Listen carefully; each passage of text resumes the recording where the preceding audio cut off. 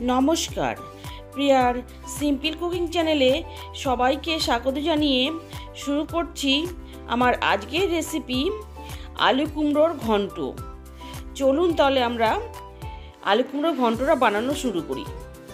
আলু কুমড়োর ঘন্ট করার জন্য এখানে আমি কুমড়োগুলোকে একটু মোটা করে লম্বা করে কেটে নিয়েছি, আর নিয়েছি একটা আলু আর চেরা কাঁচা লঙ্কা, আর নিয়েছি একটা ইলিশ মাছের মাথার মধ্যে দিয়ে দিলাম নুন আর দিয়ে দিলাম হলুদ। নুন হলুদ দিয়ে মাছটাকে আমি মাখিয়ে নেব। মাখিয়ে নিয়ে 2 মিনিট রেখে দেবো। 2 মিনিট পর রান্নাটা শুরু করার জন্য কড়াইতে তেল দিয়েছি। তেলটা গরম হয়ে গেছে। এবার আমি নুন হলুদ মাখানো মাথাগুলোকে দিয়ে দিলাম।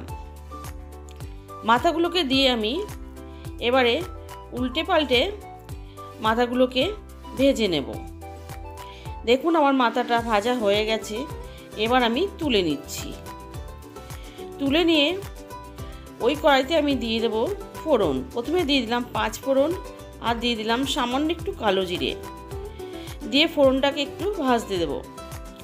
ফোড়নটা ভাজা হয়ে গেলে এর মধ্যে আমি দিয়ে দিলাম ডুমো করে কেটে রাখা আলুগুলোকে, দিয়ে দিলাম একটু নুন, আর দিয়ে দেবো একটু হলুদ। নুন হলুদ দিয়ে এবার আমি আলুটাকে ভেজে নেব, কারণ আলুটা সেদ্ধ হতে একটু টাইম লাগবে, তাই আমি আলুটা প্রথমে দিলাম। এবার আমি ঢাকা দিয়ে গ্যাস কমিয়ে আলুটাকে আমি ভেজে নেব। দেখুন ঢাকা খোলার পর আলুটা কিছুটা ভাজা হয়ে গেছে, আরও একটু আমি ভেজে নেব। আলুটা যখন ভাজা হয়ে যাবে তখন এর মধ্যে দিয়ে দেবো আমি চেরা কাঁচা লঙ্কা। 4টে চেরা কাঁচা লঙ্কা দিয়ে দিলাম। কাঁচা লঙ্কা দিয়ে একটু নেড়ে চেড়ে এবার আমি এর মধ্যে দিয়ে দিচ্ছি যে কুমড়োগুলোকে কেটে রেখেছিলাম, সেই কুমড়োগুলোকে। এবার কুমড়োটা দিয়ে আবারও আমি কিছুক্ষণ আলু কুমড়ো একসাথে 3-4 মিনিট ভেজে নেব।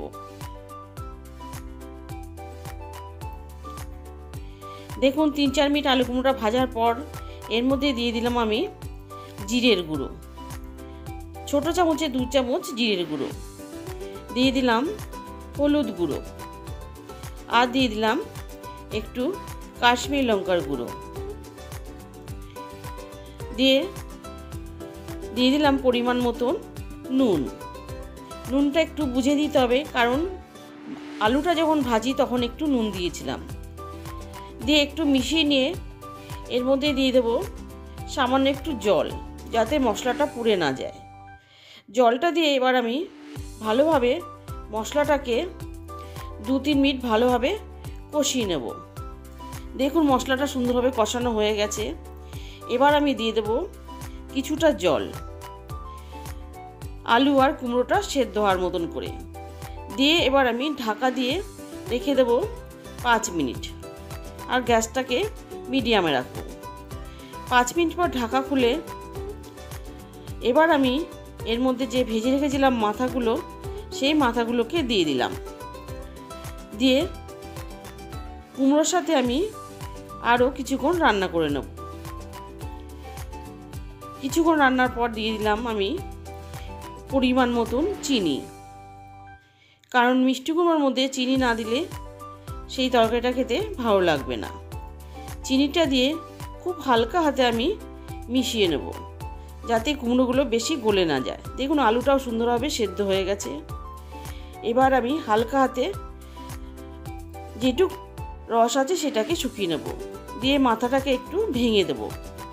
আমি বেশি মাথা ভাঙবো না, অল্প করে মাথাটা ভেঙে দিয়ে আরও 5 মিনিট মতন কষিয়ে নিলেই তৈরি হয়ে যাবে ইলিশ মাছের মাথা দিয়ে কুমড়োর ঘন্ট।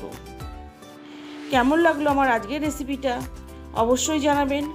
ভালো লাগলে লাইক করবেন, আর আমার চ্যানেলটিকে সাবস্ক্রাইব করে আমার পাশে থাকবেন। সুস্থ থাকবেন, ভালো থাকবেন। ধন্যবাদ।